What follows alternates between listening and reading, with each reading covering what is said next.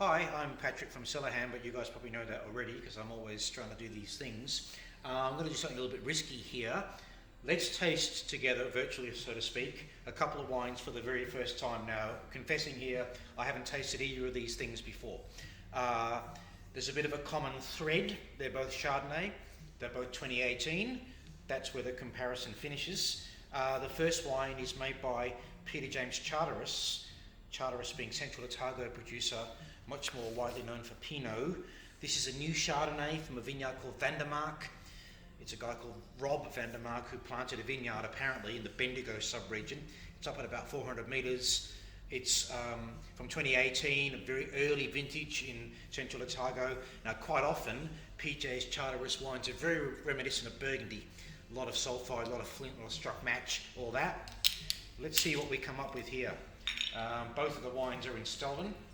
And both of these wines, the other, being the new Mount Mary Réflexion Chardonnay. Both around the $50 mark.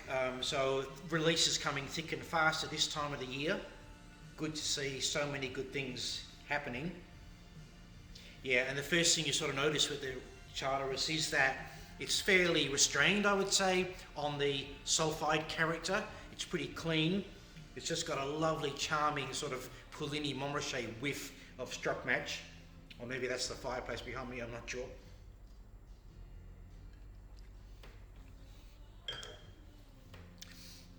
We're quite often getting asked these days about Chardonnay wines that have enough flavour to taste like Chardonnay. What am I trying to say? The swing away from the wine for the battery liquors, the battery acid, fresh, limey, citrusy Chardonnays that forgot that they needed to have Chardonnay fruit flavours. This wine avoids that. It's got some real persistence, some real length. I'll be very interested to see how it just unfolds as we taste. But lovely sort of white stone fruit, very much in the white peachy nutty pear, not so much in the nectarine and orange peach sort of spectrum. Oak in the background. It comes out of one 500 litre puncheon and two old barriques.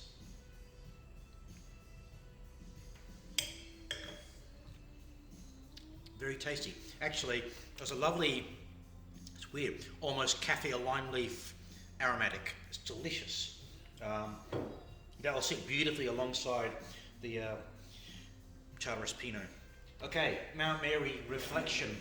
So Réflexion, as you may recall, came into existence in a totally different set of circumstances when some wine needed to be declassified because of smoke taints. This is not that. These days, Sam Middleton and the team are using it for parcels of fruit or parcels of wine from the main four wines, so from the Triolet, the Chardonnay, the Pinot or the Quintet, parcels that essentially for stylistic reasons, but also for qualitative reasons, don't suit the main wines. So it's a real bonus. This is Mount Mary Chardonnay retailing for $50 thereabouts, 2018. Now if you've got hold of the new Halliday book, you'll read that Mount Mary's 2018s, the main four, were stunning wines. They'll be released in September. Let's have a look at this baby. Ah, yes. You know, John Middleton always wanted Mount Mary Chardonnay to he used to say, be good booze, but have good flavour and have drive and persistence. That meant he wasn't talking about it tasting like Chablis. He wanted it to be fine and delicate, but have flavour. And I can tell you, already on the aroma, this has got that in abundance. Sam Middleton's got the estate absolutely singing these days. Doesn't need me to tell him that, but it's a classic, it's a perfect storm of young winemaker, world at his feet, doing great things and being backed by the family to create some really fabulous stuff.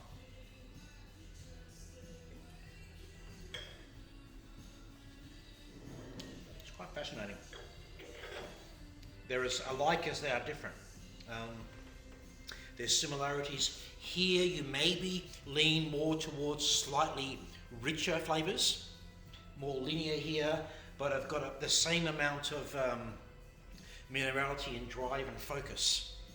Both of these are available as of now through CellarHand in Victoria, and yeah, delicious. Cheers.